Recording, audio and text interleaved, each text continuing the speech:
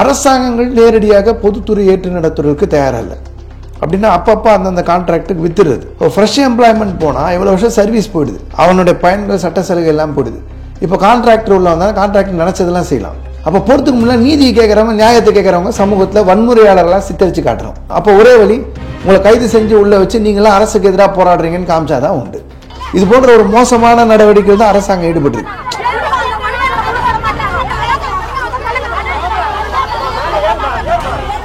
ஒரு UG BA படிச்சு BSc படிச்சு என்ன பண்ண முடியும்? ஸோ கிடைக்கிற வேலை செய்யணுன்றதுக்காக வர்றாங்க. இப்போதான் கொஞ்சம் பிசி எம்பிசி சமூக மக்களும் இதுக்குள்ள வேலைக்கு கிடைக்காதனால வரக்கூடிய சூழல் இருக்கே தவிர, ஆண்டாண்டு காலமாக எந்த சமூகம் இந்த வேலையை பார்த்துட்டே இருந்ததோ. நீங்க பாத்தீங்கன்னா நீங்க எஃப்சி கம்யூனிட்டிலேருந்து யாரும் இருக்க மாட்டாங்க இந்த வேலை. அறநிலையத்துறை அமைச்சர் இருக்காரு, அவரை பொறுத்தவரைக்கும் கோயிலில் வேலை செய்யணும்னா பணிநிரந்தரப்படுத்தவும் இப்போ அறிவிச்சிருக்காரு. ஆனால் இங்கே அவர் துறைக்கு இதுக்கு சம்மந்தமே கிடையாது. ஆனால் அவர் தான் பேச்சுவார்த்தை உட்கார. அவரு நான் ராம்கி நிறுவனத்துக்காக ரொம்ப ஸ்ட்ராங்காக நிற்பேன் அப்படின்னு ஒத்த காலில் நிற்கிறார். நான் வந்து உடைய மாட்டேன். பைசன் படம் பார்த்து நம்ம டெப்டி சிஎம் வந்து ரொம்ப மகிழ்ச்சி அடைஞ்சிருக்காரு. மாரி செல்வராஜ் தான் அவங்க பையனுக்கு இன்பநிதி கூட அடுத்த படம் டைரக்ட் பண்ண போறாரு. இட்லி கடைன்னு ஒரு படம் எடுத்திருப்பாங்க, இன்பநிதி தான் அதில் இருந்திருப்பாங்க. அதெல்லாம் அப்பா வேலையை பையன் செய்யணும். அதோட மறைமுக கான்செப்டை ஒரு சிஎம், இவர் அடுத்து சிஎம் ஆகணும், டெப்டி சிஎம் சிஎம் ஆகணும், அடுத்து இன்பநிதி வரணும். இங்க கார்பரேஷன்ல 15-20 வருஷம் வேலை பார்த்த தொழிலாளி நான் கார்பரேஷன்ல வேலை செய்யணும்னு நினைக்க கூடாதா?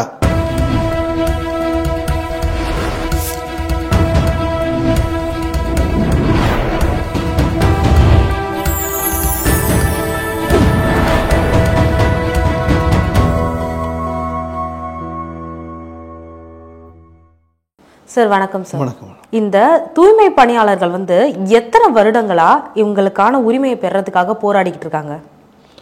நீங்கள் கிட்டத்தட்ட 2005 பிறகு பணியந்திரப்படுத்துவதுன்றது கிடையாது. நீங்கள் வந்து பிரிட்டிஷ்காரன் பீரியட்லேருந்து இவங்க எல்லாமே இந்த வேலையில் ஈடுபடுறாங்க. சென்னை மாநகராட்சியை பொறுத்த வரைக்கும் லண்டன் மாநகராட்சி பிறகு உலகத்தில் உருவான 2வது மாநகராட்சி இந்த சென்னை மாநகராட்சி. ஸோ ஆங்கிலேயர் காலத்திலேருந்தே சென்னை மாநகராட்சி என்பது இயங்கிட்டு இருக்குது. இதில் படிப்படியாக வேலை செய்கிறவங்க எல்லாமே பணியந்திரம் பெறுவாங்க. நீங்கள் 2003, 2004 காலகட்டத்துக்கு பிறகு பணியந்திரம் என்பது கிடையாது. அதை முழுக்க நிறுத்திட்டாங்க. இப்போ இதில் வேலை செய்கிறவங்க, ரொம்ப வருஷமாக வேலை செய்கிறவங்க, ஸ்வர்ண ஜெயந்தி, என்இஎல்எம் ஸ்கீமு, சுய உதவி குழு, பல பேரில் இவங்களை எல்லாரையும் சுரண்டி பணியந்திரப்படுத்தாமல் வச்சுருக்காங்க. கிட்டத்தட்ட ஒரு 20 ஆண்டுகளாக பணி நிரந்தரமின்றி பணிபுரியக்கூடிய சூழல் என்பது சென்னை மாநகராட்சியில் ஈடுபட்டிருக்காங்க. சென்னை மாநகராட்சி ஈடுபடுது. இது தொடர் போராட்டம் 20 வருடங்களுக்கு மேலே நடந்துட்டு இருக்கு. விதவிதமான சங்கப்பேரில் நடக்குது. இப்போ வீரியமாக மண்டலம், சென்னை மாநகராட்சி மண்டலம் 5-6 தொழிலாளர்கள் 1/8/2025 தீவிரமாக போராடிட்டு இருக்காங்க. 78வது நாளாக போராடிட்டு இருக்காங்க. இந்த பணி நிரந்தரம் பற்றி பேசினாலே யாரும் வந்து வாயை திறக்க மாட்டாங்க. ஸோ வரும் எலெக்ஷன் வர்றதுக்கு முன்னாடி வரைக்கும் பணி நிரந்தரம் பற்றி நாங்கள் வந்து எல்லாருக்கும், கார்பரேட்டில் வேலை செய்கிற எல்லாருக்கும் பணி நிரந்தரம் பண்ணுவோம், இது மாதிரி ரயில்வேஸில் இருக்கவங்களுக்கு பணி நிரந்தரம் பண்ணுவோம் அப்படின்னு சொல்கிறாங்க. ஆனால் எல்லாருமே அப்ரெண்டிஸாவோ கான்ட்ராக்ட் பேசிஸில் தான் ஒர்க் வச்சுருக்காங்க. ஸோ இது காரணம், ஏன் பணி நிரந்தரம் பண்ண மாட்டுறாங்க அவங்க? பணி நிரந்தரம்ன்றது வந்து நீங்கள் இப்போது இந்த சென்னை மாநகராட்சியை பொறுத்த வரைக்கும், தூய்மை பணியாளர் பொறுத்த வரைக்கும், நம்ம மாண்பு முதல்வர் 19/1/2021 ஒரு கடிதம் கொடுத்துருக்காரு. அப்போ எதிர்கட்சியாக 6 மாதத்துக்கு முன்னாடி. அதில் என்னென்னா, இந்த தொழிலாளர் எல்லாமே பணி நிரந்தரப்படுத்தணும், கோர்ட்டு தீர்ப்புக்கெல்லாம் காத்திருக்காமல் பணி நிரந்தரப்படுத்தணும், 90% தொழிலாளர்கள் தாழ்த்தப்பட்ட சமூகத்தை சேர்ந்தவங்க. அப்புறம் தேர்தல் வாக்குறுதியில் என்ன கொடுக்குறாருன்னா, வாக்குறுதி எண் 153, அதை பொறுத்தவரை 10 ஆண்டுகள் அரசு துறையில் பணிபுரியக்கூடிய அத்தனை பேருக்கும் பணி நிரந்தரப்படுத்தணும்னு ஒரு வாக்குறுதி. 285 ஒரு வாக்குறுதி. ஊராட்சி, மாநகராட்சி, பேரூராட்சி தூய்மை பணியாளர் வேலை செய்யக்கூடிய எல்லாருமே பணி நிரந்தரம், சம்பள உயர்வு கோரிக்கை நிறைவேற்றப்படும் வாக்குறுதி. கிட்டத்தட்ட 4 வருஷம் ஆச்சு. அடுத்த எலெக்ஷன் வரப்போகுது 5 மாதம். வாக்குறுதியாகவே இருக்குது. அப்படின்னா நாங்கள் ஆட்சிக்கு வந்தால் விடியல் தருவோம்னு சொன்னாங்க. இப்போ ஏன் பணி நிரந்தரம் கொடுக்க மாட்டேன்ற ஒரு விஷயத்தில் இருக்காங்கன்னா, அரசாங்கங்கள் நேரடியாக பொதுத்துறை ஏற்று நடத்துறதுக்கு தயாராக இல்லை. அப்படின்னா அப்பப்போ அந்தந்த கான்ட்ராக்டுக்கு வித்துறது. இப்போது ஒரு செட் ஆஃப் தொழிலாளி எல்லாமே 15 வருஷம் வேலை பார்க்குறாங்கன்னா, உங்களுக்கு வித்துட்டா திரும்பி ஃப்ரெஷ் எம்ப்ளாய்மெண்ட். ஃப்ரெஷ் எம்ப்ளாய்மெண்ட் போனால் எவ்வளோ வருஷம் சர்வீஸ் போயிடுது, அவனுடைய பயன்கள் சட்ட சலுகை எல்லாம் போயிடுது. இப்போ கான்ட்ராக்டர் உள்ள வந்தால் கான்ட்ராக்டர் நினச்சதெல்லாம் செய்யலாம். ஆனால் மினிமம் வேஜஸ் ஆக்ட்னு இருக்கும். இப்போ இவங்களாம் சம்பளம் 761 ரூபா, இப்போ 565 ரூபா தான் கொடுக்குறாங்க எல்லா இடங்கள்லையும். இப்போ தமிழ்நாடு முழுக்க 300-400 ரூபா தான் தராங்க மாநகராட்சி. இப்போ தூய்மை காவலர்ன்றவங்க ஊராட்சியில் வேலை செய்கிறவங்க, அவங்களுக்கு எல்லாருக்கும் சம்பளம் வந்து 12,750 ரூபா. ஆனால் இப்போ கொடுக்குறது 5,000 ரூபா மட்டும்தான். இது அரசாங்கமே செய்யுது. இப்போ பெரும்பான்மையான தனியாருக்கு விற்றுட்டா அவன் ஊழல் செய்கிறதுக்கும் லாபம் சம்பாதிக்கிறதுக்கும் கார்பரேட்டுக்கு வசதியாக இருக்கும். இப்போ இங்கே இருக்கிற வந்து ஸ்பெயின் கம்பெனி ஹர்பேசர் ஸ்மித்னு ஒரு கம்பெனி இருக்குது சென்னையில்.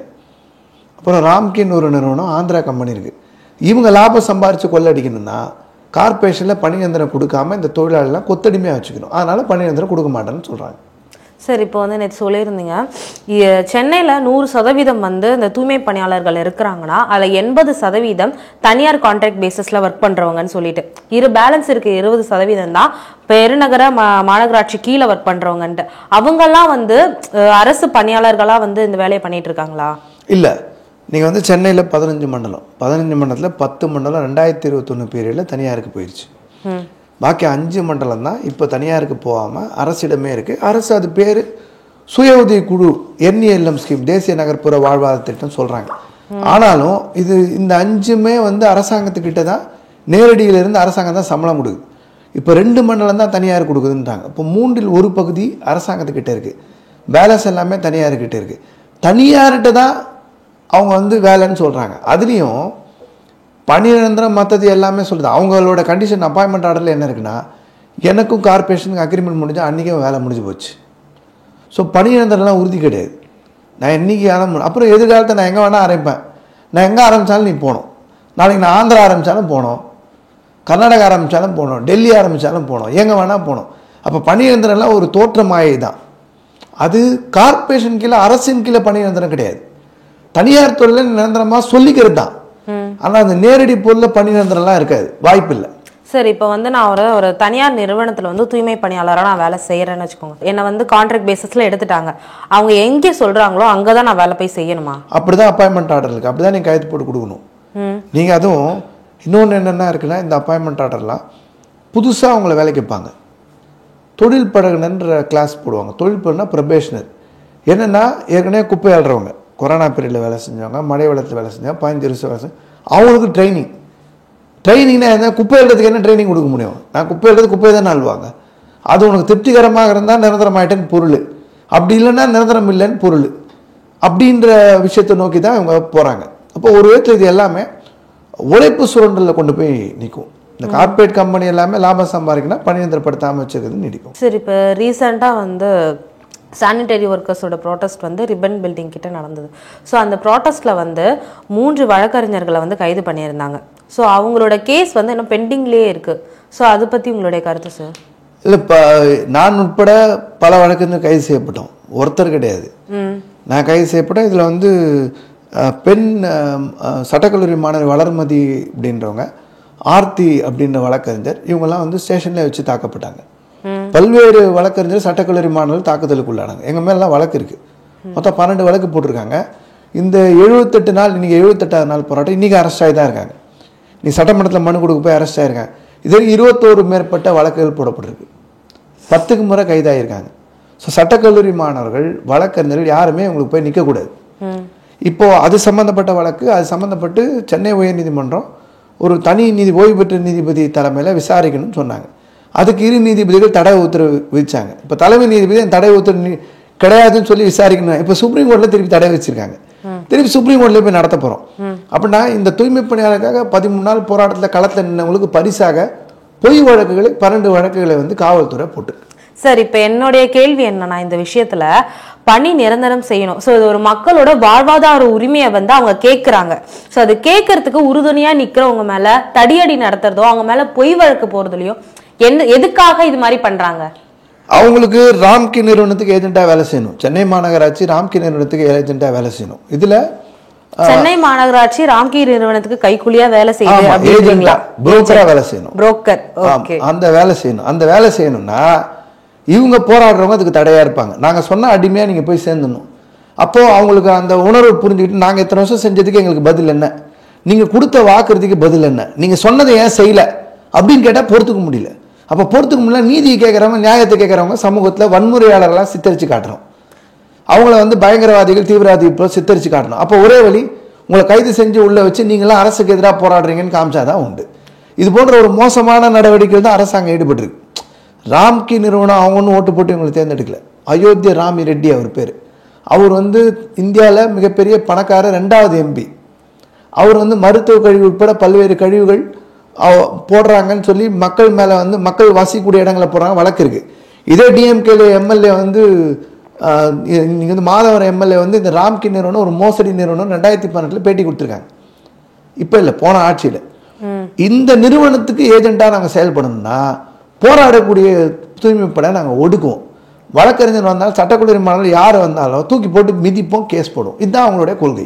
சரி, இந்த ராம்கி நிறுவனம் பத்தி சொன்னதான் ஞாபகம். இந்த ராம்கி நிறுவனத்துல இருந்து அள்ளப்படுற கழிவுகளை வந்து எல்லாம் எடுத்து போய் மக்கள் வாழக்கூடிய பகுதியில போட்டு அவங்களுக்கு நோய் நொடியெல்லாம் வர்றது ஸோ அப்படின்னு சொல்லிட்டு சமூக வலைதளத்துல நான் ஒரு பேஜ்ல பார்த்தேன். ஸோ அது உண்மையா பொய்யா? நிச்சயமா ராம்கி நிறுவனம் அந்த வேலைகள்லாம் செய்கிறாங்க. ராம்கி நிறுவனம் பொறுத்த வரைக்கும் இன்னைக்கு தமிழ்நாட்டில் விருதுநகர் மாவட்டத்து பக்கத்தில் மருத்துவ கழிவுகள்லாம் போராடிட்டு இருக்காங்க. இன்னும் இந்த பிரச்சனை முடியறதுக்கு வர்ற மாதிரி இல்லை.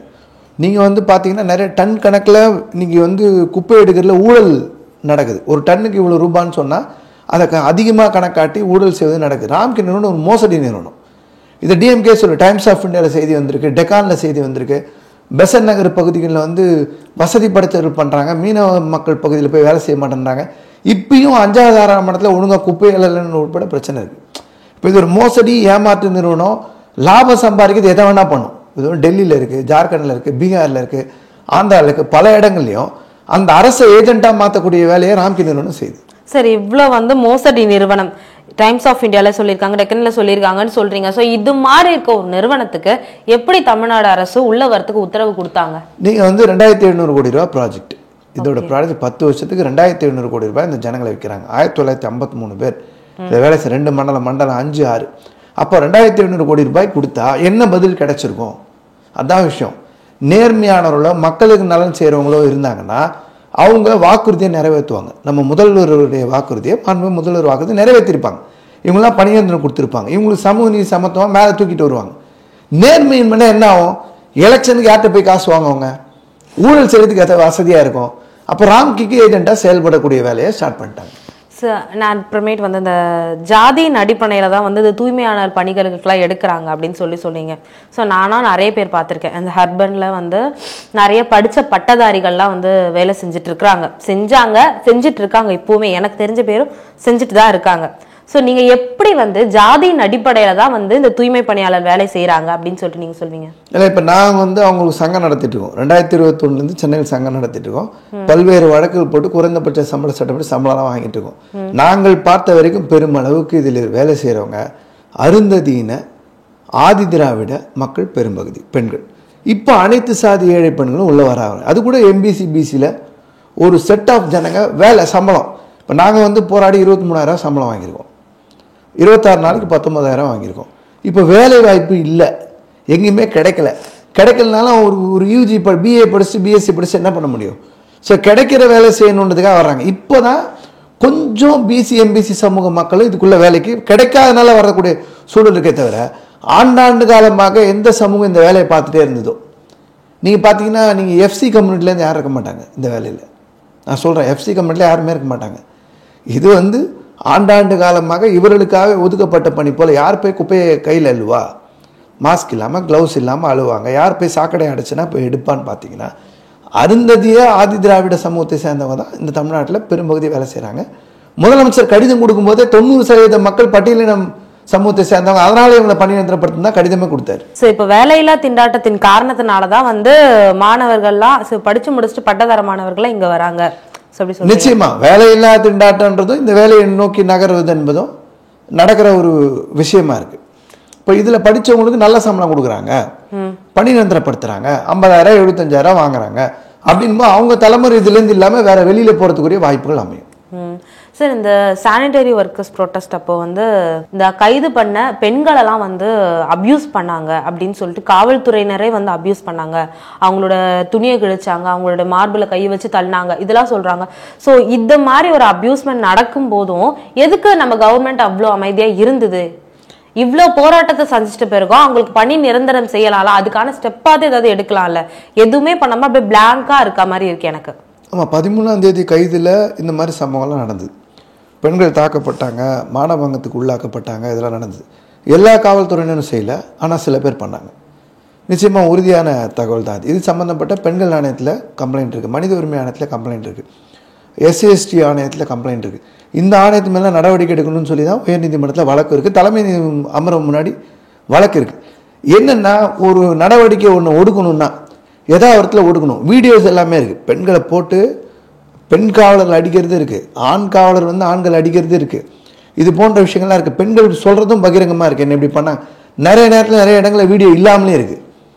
இது ரொம்ப சுலபமாக ஒரு இடத்துல இருக்குன்னா ரொம்ப சாதாரணமாக அவங்க நாங்கள் உடைக்கணும்னு முடிவு பண்ணால் எதை வேணால் செய்வோன்ற மாதிரி ஒரு எல்லைக்கும் போய் பெண்களை பண்ணுறது நடந்துருக்கு.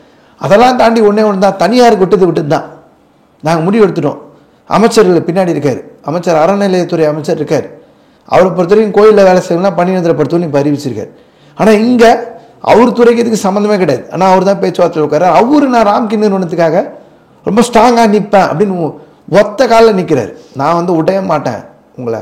அந்த நடவடிக்கை இருக்கும்போது காவல்துறை என்ன பண்ணுவாங்கன்னு சொன்னால் செய்கிற வேலை. இப்போ அடினா அடிக்கணும், ஒத்தனா ஒத்தைக்கணும், தூக்கின்னு போனால் தூக்கின்னு போகணும். அப்போ அதில் ஒரு சில வன்மை நிறைந்தவங்க, பெண்கள் மீது எதிர்ப்புணர்வு கொண்டவங்க, வக்கர புத்தி உள்ளவங்களும் சில பேருக்கு தானே செய்வாங்க. இப்போ அவர்கள் மூலமாக இது போன்ற ஒரு விஷயம் நடந்திருக்கு. நியாயமாக அரசு என்ன பண்ணியிருக்கணும், சம்மந்தப்பட்டவர்கள் மேலே நடவடிக்கை எடுத்து அவங்க தான் சஸ்பெண்ட் பண்ணியிருக்கணும். நாங்கள் பகிரங்கமாக வந்து பெண்களுக்கு ஆதரவாக நிற்கிறேன்னு பண்ணோம். ஆனால் அப்படி பண்ணுறதில்ல.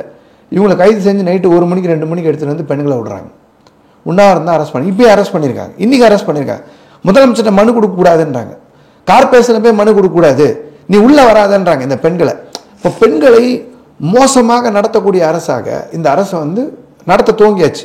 ஒரே காரணம், ராம்கி என்ற தனியார் நிறுவன லாபம் சம்பாதிப்பதற்காக இத்தனை கொடுமையும் இந்த அரசு செஞ்சுட்டு இருக்கு. சரி, எனக்கு இப்போ என்னன்னா, பெண்கள் மீது இவ்வளோ விதமான தாக்குதல் நடந்திருக்காங்க. அவங்களோட உடல் ரீதியாகவும் உள்ள ரீதியாகவும் அவங்கள பாதிச்சிருக்காங்க.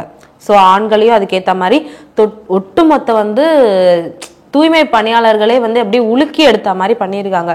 ஸோ சென்னை தூய்மை பணியாளர் இது வந்து பெருநகரத்தோட வந்து வேலை. ஸோ இதை வந்து தனியார் நிறுவனத்துக்கிட்ட ஒப்படைச்சிட்டா இங்கே தமிழ்நாடு கவர்மெண்ட்டுக்கு என்ன வேலை இருக்கும்? அதான் இப்போ அவங்கெல்லாம் என்னென்னா, அது வந்து டெண்டர் கான்ட்ராக்ட் கொடுக்குற மாதிரி. இப்போ ஒரு ஏரி குளம் இருக்குன்னா எனக்கு மீன் அள்ளுறதுக்கு கொடுப்பாங்க, எனக்கு கான்ட்ராக்ட் வச்சுக்கோங்க ஒரு லோக்கல் ஆளுக்கு. அதுபோல் என்ன நினச்சிக்கிறாங்கன்னா, ஆட்சிக்கு பொறுப்பு வருவது என்பது மக்களுக்கு சேவை செய்கிறது கிடையாது. நாங்கள் 5 வருஷம் எங்களுக்கு கான்ட்ராக்ட் கிடச்சிருக்கு, எல்லா கான்ட்ராக்டும் எல்லாத்தையும் எதெல்லாம் காலியாக இருக்கோ அரசு துறையில் இருக்கோ அதை விற்றுருவோம். விற்றுட்டு லாபம் சம்பாதிக்க முடிஞ்சால் லாபம் நான் இருக்கிற வரைக்கும் 5 வருஷம் அடிச்சிருவோம், நீ 5 வருஷம் இருந்தால் அடிச்சுக்கோ. இது போன்ற மனநிலையோடு இருப்பவர்கள் பொய்யான வாக்குறுதிகளை கொடுத்து பதவிக்கு வர்றது தான் முழுக்க முழுக்க பிரச்சனைக்குரிய விஷயம். அப்போ நீங்கள் ரொம்ப சாதாரணமாகவே நாங்கள் என்ன சொன்னாலும் நாங்கள் எதை வேணால் செஞ்சுட்டு போவோம் அப்படின்ற மனநிலை மட்டுமே தொழிலாளிகளை வாக்கு தலை கணக்காக நடத்துகிறாங்க. அப்போ அவங்களோட ஒரே நோக்கம் என்ன, நான் இந்த 5 வருஷத்தில் ஆட்சியில் இருப்பேனா, நான் என்ன பண்ண முடியும், எவ்வளோ சம்பாதிக்க முடியும், நாங்கள் எத்தனை வாக்குறுதி கொடுத்துட்டு போயிடலாம். மக்களுக்காக உண்மையாக நேசிக்கிறவங்க, மக்களை நேசித்து மக்களுக்காக உழைக்கிறவங்க, அவர்கள் பொறுப்புகள் இல்லாமல் இருக்கிறது தான் இந்த முக்கியமான பிரச்சனை நாங்கள் பார்க்குறோம். சரி, இந்த ஆட்சி மாறினா எல்லாம் மாறும்னு நீங்கள் நினைக்கிறீங்களா? ஆட்சி முதல்ல எங்களோட பிரச்சனை என்னென்னா, நாங்கள் வந்து இந்த தூய்மை பணியாளர்கள் இந்த கோரிக்கையில் அரசு கேட்கணுன்றது தான் எங்கள் சங்கத்துடைய கோரிக்கை. நாங்கள் வந்து ஆட்சி மாற்றத்துக்காக போராட்டத்தில் இறங்கலை. ஆட்சி மாறாட்டன்றது ஒரு கட்சி செய்யும், ஒரு இயக்கம் செய்யும், நாங்கள் சார்ந்திருக்க கட்சி கூட செய்யும், அது வேறு. ஆனால் நாங்கள் எங்கள் தொழிற்சங்கத்தினுடைய கோரிக்கை என்பது மண்டலம் 5, 6 தனியாருக்கு போகாமல் மண்டலம் வந்து 7, 4, 8 இன்றைக்கி தனியாருக்கு போகல. உங்கள் ஆட்சிக்கு வந்தோன்னா 5 மண்டலம் தனியாருக்கு போகல. இப்போ 2 தனியாருக்கு விடாதீங்க, நாங்கள் பழைய வேலை 31/7/2025 என்ன வேலை பார்த்தோமோ அதை கொடுங்க. இதுதான் எங்களுடைய மையமான கோரிக்கை. எங்களுக்கு உண்டான பாதிப்புகளுக்கு நிவாரணம் வேணும், சம்பந்தப்பட்ட காவல்துறையினர் மீது நடவடிக்கை வேணும், சட்டக்கல்லூரி மாணவர்கள் வழக்கறிஞர் தாக்குதலுக்கு உண்டானவர்களுக்கு நடவடிக்கை வேணும், இழப்பீடு வேணும். இந்த கோரிக்கைகளை முன் வச்சு எங்கள் போராட்டம் நடக்குது. இப்போ நாங்கள் உழைப்போர் உரிமைகள் சார்பாக, LTUC சார்பாக, AIC சார்பாக நாங்கள் முன்வைக்கக்கூடிய கோரிக்கைகள் இதுதான். இப்போ இதில் இந்த நடவடிக்கையினால் ஆட்சி மாற்றம் ஏற்படுதுன்னா இன்னைக்கு 78வது நாள், இன்னைக்கும் கைது செஞ்சு நீங்கள் முதலமைச்சர் மனு கொடுக்க போனவங்களா வச்சுருக்காங்க. நேற்றும் கார்பரேஷன்லேயும் சட்டமன்றத்தை நோக்கி MLA 234 MLA பார்க்க போனவங்களையும் அரெஸ்ட் பண்ணி வச்சுருக்காங்க. எங்கள் போராட்டம் தொடர்ந்து தான் போகுது. நீங்கள் இது போய் ஆட்சி மாற்றத்தில் முடியுதுன்னா அது எங்கள் கையில் இல்லை, அது அவங்க கையில் இருக்குது. எத்தனை வருடம் இந்த போராட்டத்தை நீங்கள் நடத்தலான்ட்டு ஒரு ஐடியாவில் இருக்கீங்க? நாங்கள் வந்து எங்கள் கோரிக்கை நிறைவேற வரைக்கும் போராடுவோம். நிறைவேறுமா? நிறைவேறணும். மாறாது எதுவுமே இல்லை இந்த உலகத்தில். இதை தீர்மானம் போட்டவங்க மனுஷங்க தானே. ஒன்றும் இந்த வேலை பர்மனன்சி கொடுக்கணும்னு எழுதினவங்களும் மனுஷங்க தானே. கோரிக்கையை வந்து நிறைவேற்றப்படணும், பணியந்திரப்படுத்தணும்னு சொன்னவங்களும் மனுஷங்க தானே. இப்போ அவங்க உருவாக்கினதான், அவங்க கொடுத்த ப்ராமிசஸை அவங்க அதை மீறும்போது திருப்பி அதையே நம்ம செய்யணும்னு ஏன் கேட்க முடியாது? ஏன் கேட்க முடியும்னா, இன்றைக்கி அந்த மண்டலத்தில் 4000 பேருக்கு வேலைக்கு எடுக்கிறாங்க.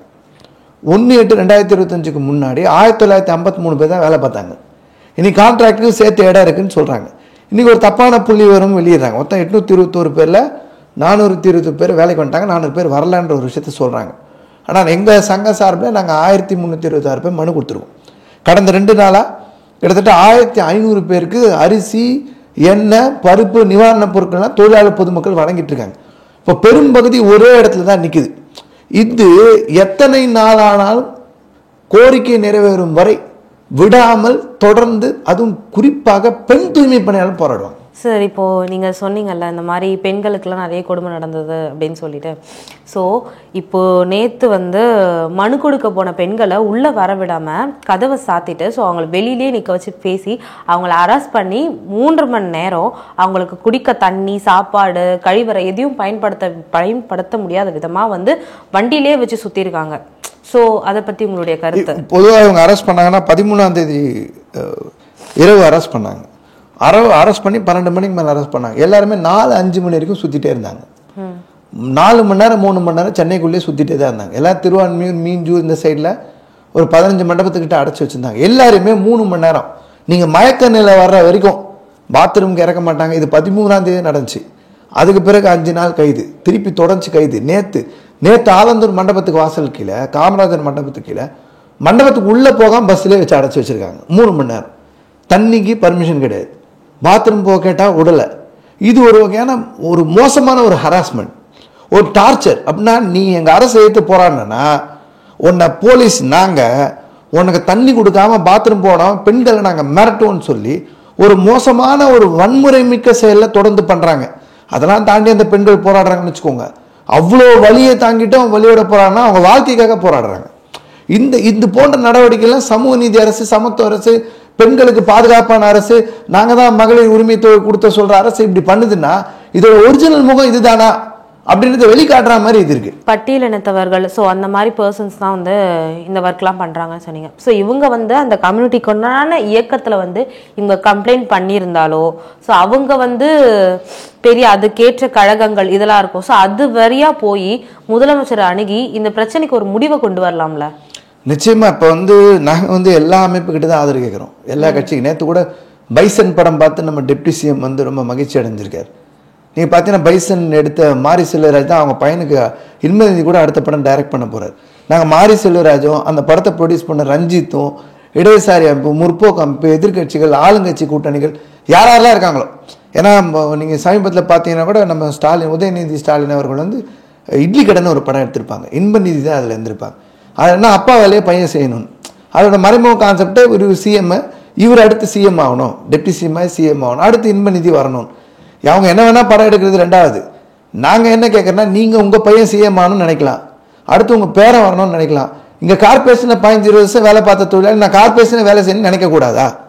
இப்போ மாரி செல்வராஜ் போன்றவங்க சமூக அக்கறை இருக்குன்னு நீங்கள் விரும்புனீங்கன்னா நீங்கள்லாம் இதுக்கு குரல் கொடுங்கன்னு நாங்கள் கேட்குறோம்.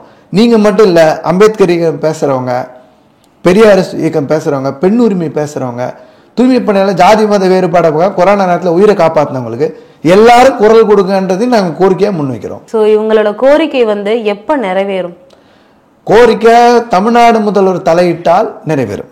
தமிழ்நாடு முதல்வருக்கு எப்ப இவங்க கோரிக்கை காதுகள்ல கேட்கும்? இன்னைக்கு சட்டமன்றத்தில் பேசியிருக்காங்க. இன்னைக்கு விடுதலை சிறுத்தை கட்சியினுடைய சட்டமன்ற குழு தலைவர் சிந்தனை செல்வன் எங்க கோரிக்கை பேசியிருக்காரு. மண்டலம் 5, 6 வேலை செய்யக்கூடிய தொழிலாளர்கள் 75 நாள் கடந்திருக்காங்க. அவங்க பழைய நிலையிலே வேலையை தொடர்றதுக்கு கோர்ட்டில் கேஸ் இருக்க வரைக்கும் அந்த நடவடிக்கை எடுக்கணும்னு நீங்க பேசியிருக்காங்க. இன்னைக்கு 2 நாள் சட்டமன்றத்துக்கு முன்னாடி போய் மனு கொடுக்க போய் அரசாணனாக தான் பேசுறாங்க. 234 எம்எல்ஏக்கு போய் செய்தி போனால்தான் நீ பேசியிருக்காங்க. இன்னைக்கு அவர்கிட்ட சட்டசபையில் எல்லார் எம்எல்ஏ முன்னாடியே எங்கள் குரல் ஒலிச்சிருக்கு. ஒரு இயக்கத்தின் கட்சியின், விடுதலை சிறுத்தை கட்சியின் மூலமாக ஒலிச்சிருக்கு. எங்கள் குரல் தொடர்ந்து ஒலிக்கும், வேறு வேறு கட்சிகள் மூலமாக ஒலிக்கும், இயக்கங்கள் மூலமாக ஒலிக்கும், ஒலிச்சுட்டே இருக்கும். அவர் காது கேட்டு செய்யறேன்னு சொல்ற வரைக்கும் ஒலிக்கும். ஓ, அவர் காதுல கேட்டு அதை நான் செய்யறேன் அப்படின்ற வரைக்கும் உங்களோட குரல், உங்க இயக்கத்தோட குரல் ஒலிச்சு கொண்டே இருக்கும். நிச்சயமா. சரி, ஓகே சார். தூய்மை பணியாளர்களை பற்றி எங்க கூட கருத்துக்களை பகிர்ந்துகிட்டதுக்கு ரொம்ப நன்றி சார். நன்றி.